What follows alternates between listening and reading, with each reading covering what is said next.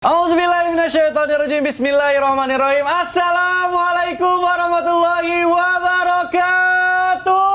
Waalaikumsalam warahmatullahi wabarakatuh. Jamaah. Oh, jamaah. Alhamdulillahirrahmanirrahim. Wassalatu wassalamu ala asrofil anbiya'i wal mursalin wa ala alihi wa sahbihi ajmain. Amma ba'du. Masya Allah, alhamdulillah jamaah, bertemu lagi bersama saya Mikdad Adausi, tentunya di Islam Itu Indah.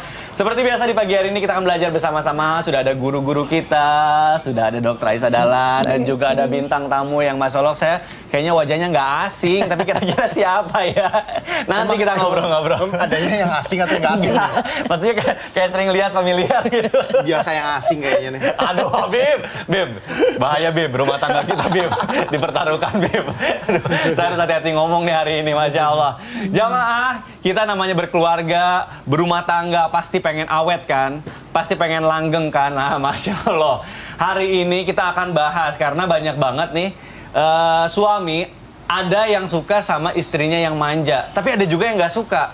Kalau saya sih sebenarnya ya suka-suka aja, asal jangan berlebihan gitu ya. Tapi katanya ada yang bilang juga kalau misalnya istri manja sama suami itu bikin rumah tangga awet. Bener nggak ya? Masalah bener atau enggak? Makanya kita bahas lebih dalam tema kita hari ini. Temanya adalah kebiasaan istri yang bikin rumah tangga langgeng. Masya Allah. Baik jamaah, sebelum kita bahas lebih dalam mengenai tema kita hari ini, saya mau ajak dulu jamaah untuk nonton dulu tayangan berikut ini. Silakan.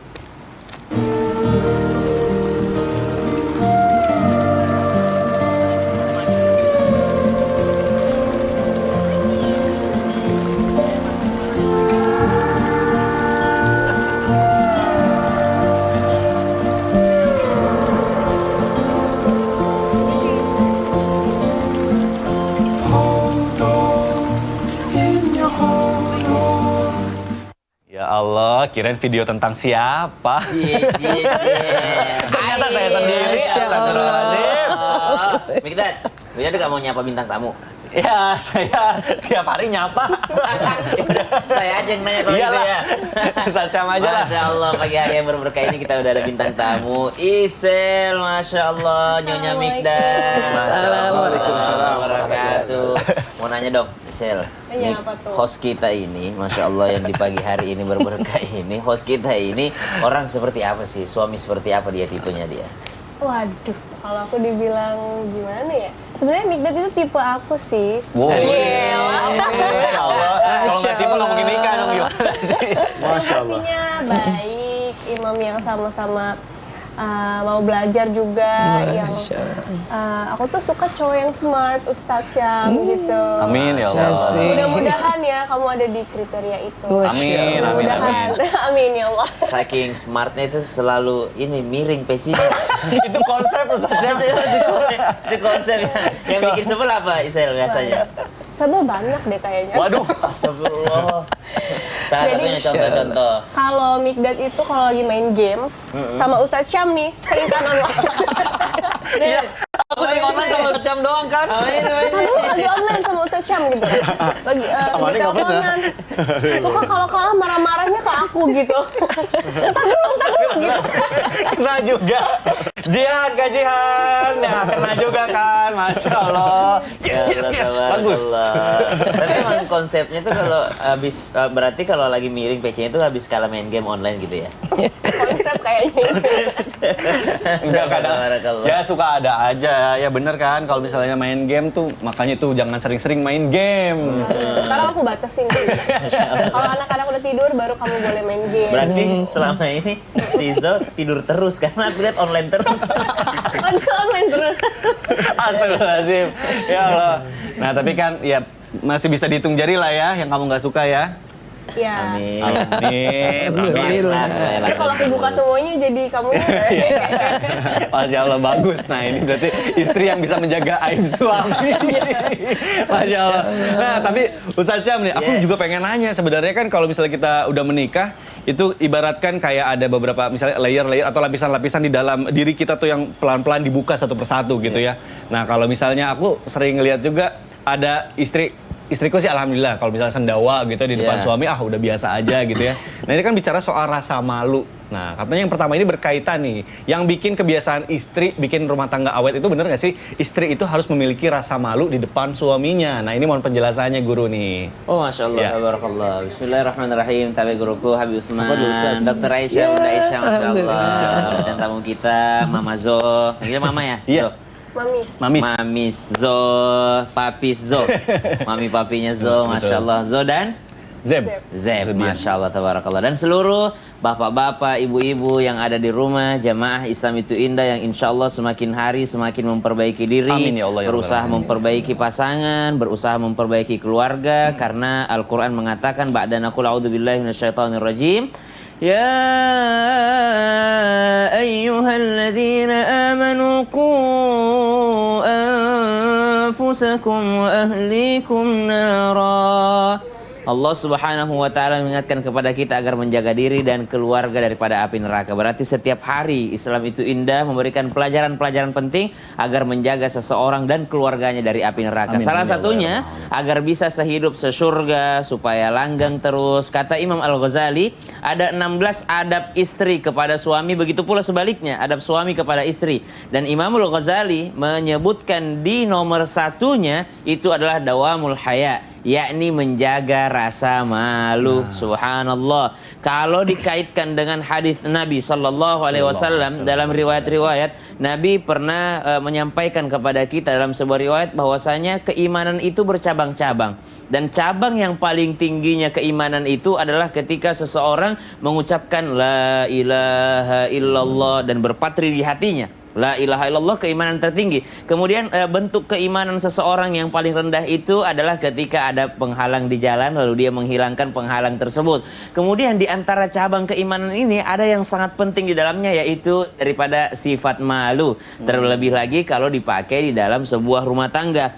Kata Imam Al-Ghazali, ada malu kepada diri sendiri, ada malu kepada Allah Subhanahu wa taala, ada malu kepada sesama manusia. Selayaknya seseorang malu kepada orang lain, maka lebih pantas lagi malu tersebut ditunjukkan di hadapan pasangan.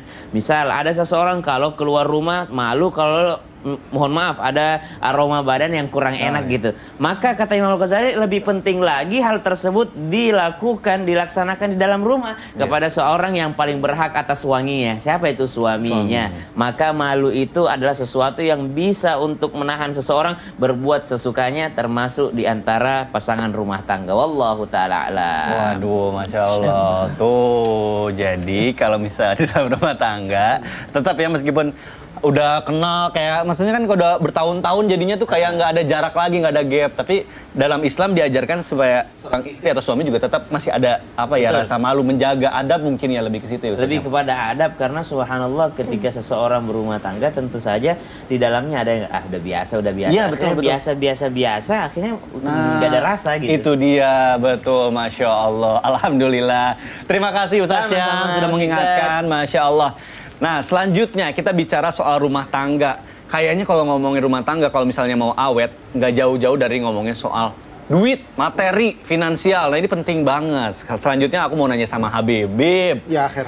ini nih sering banget Bib, dari mulai Instagram, pokoknya banyak yang DM. Katanya, alah ini nih bisa tentrem, bisa awet, bisa langgeng kayak gitu gara-gara kan duitnya banyak. Nah bener nggak sih Bib? Selanjutnya nih, katanya kebiasaan istri yang bisa membuat rumah tangga awet atau langgeng ini berkaitan sama harta. Nah itu maksudnya gimana Bib? Gimana seorang istri bisa menjaga itu dan berkaitan dengan harta? Ya, Mohon penjelasannya Afwan, Habib. Kang Mikdad, Ya. Ustaz Syamsuddin Nur, Isel, Dr. Aisyah Dahlan. Bismillahirrahmanirrahim. Assalamualaikum warahmatullahi wabarakatuh. Waalaikumsalam warahmatullahi wabarakatuh. Alhamdulillahil wahidil ahad alladzi lam yalid wa lam yulad wa lam yakul lahu kufuwan ahad.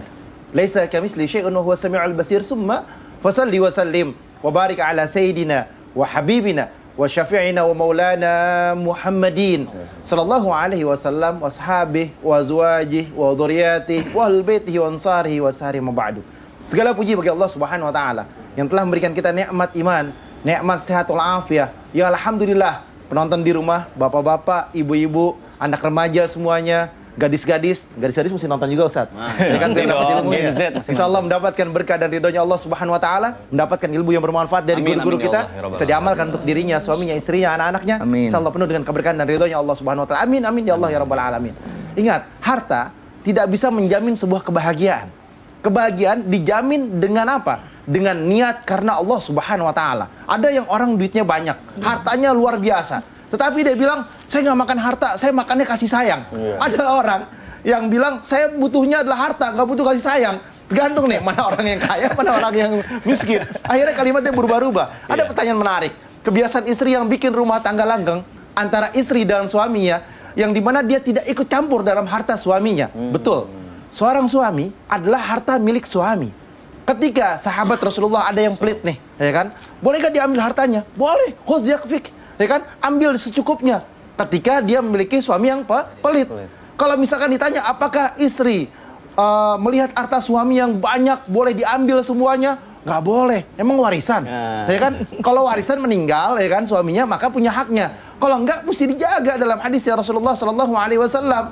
Dan seorang suami boleh yang namanya rizquhunna wa kiswatuhunna bil ma'ruf, kasih rizkinya, kasih pakaiannya, kasih tempat tinggalnya, kasih kehidupannya yang layak. Bahkan Nabi Muhammad Sallallahu Alaihi Wasallam di dalam haji wada mempertegas bahwasanya sayangilah istrimu, cintailah istrimu, bahagiakanlah istrimu, kasih rizkilah ketika engkau memiliki rizki tersebut sehingga ada keberkahan di dalamnya.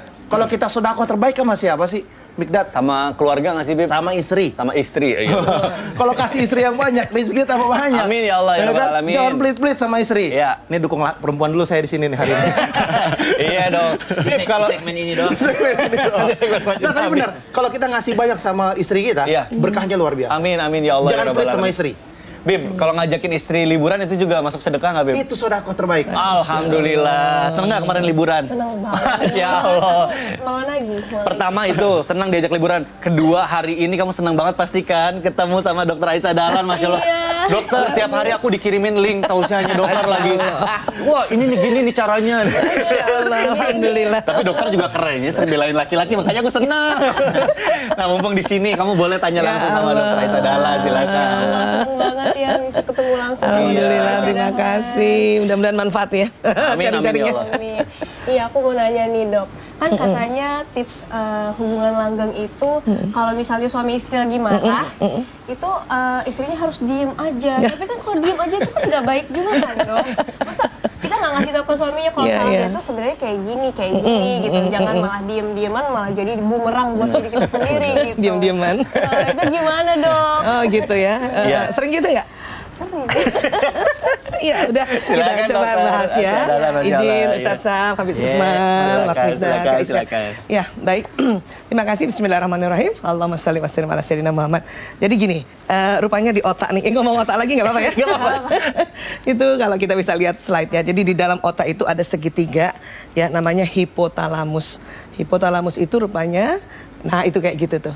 Lihat Allah, kelihatan nggak? iya, Ya, itu segitiga. Di Nah, tengah-tengah situ. rupanya ya slide berikutnya, hipotalamusnya laki-laki ukurannya 2,5 kali lebih lebar dari perempuan. Lebih lebar. Nah, salah satu fungsi hipotalamus ini adalah menjaga keamanan, pusat menjaga keamanan. Nah, disinilah sebetulnya yang akhirnya menjadi seorang laki-laki betul-betul tadi Ustaz Sam sudah jelaskan, Habib Usman sudah jelaskan bahwa laki-laki memberikan nafkah, Iya. kemudian menjaga, ya termasuk menjaga keamanan ekonomi.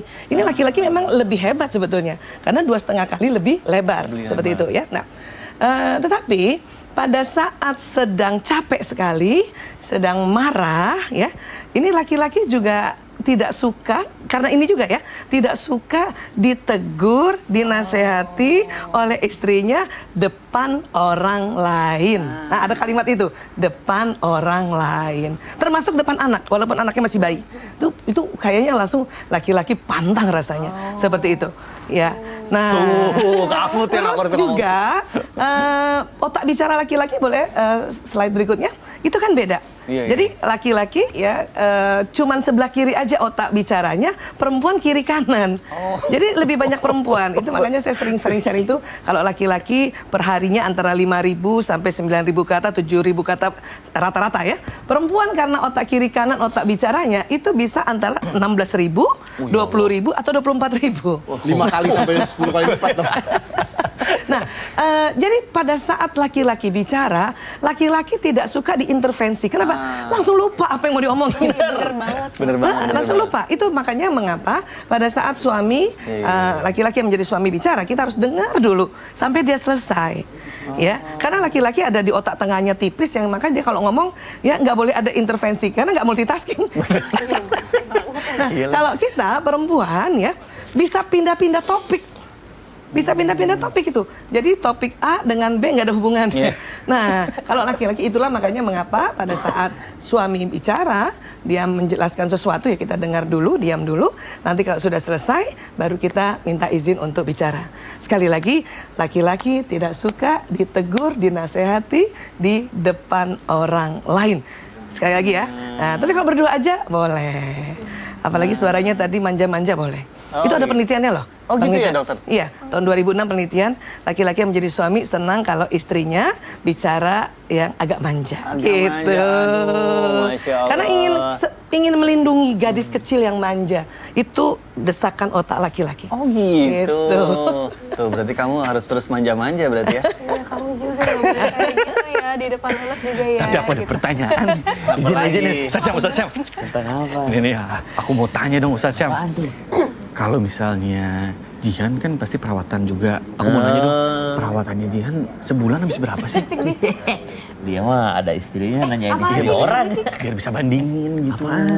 Berapa biayanya kalau misalnya Jihan perawatan? Orang ada istrinya nanyain Jihan. Iya, Oh, nanyain Jihan tentang apa? Aduh. Pindah-pindah. Tentang perawatan. Tentang perawatan, kenapa nggak nanya langsung ke Iya, aku kan Gimana? biar bisa Masalah perawatan kayaknya mundur deh. Astagfirullah. Kayaknya Kak Kartika lebih bagus lagi nih kalau ditanyain. Tapi jangan ditanyain. Makanya kalau aku sih kasih yang terbaik aja. Oh, Kasih yang kamu terbaik. keberatan kalau aku perawatan selama Ya ini? Allah, Gimana Akbar. nih, Dok? Bukan gitu. Jangan pelit-pelit jadi orang. Maksudnya mau bandingin gitu. Kan udah dijelasin tentang nafkah kasih yang terbaik. Ya udah jamaah kita lanjutkan perselisihan ini setelah yang satu. Tetap di Selamatin Jamaah Jamaah. Alhamdulillah. Siapa tahu lebih murah kan. Nanti aku arahin ke sana.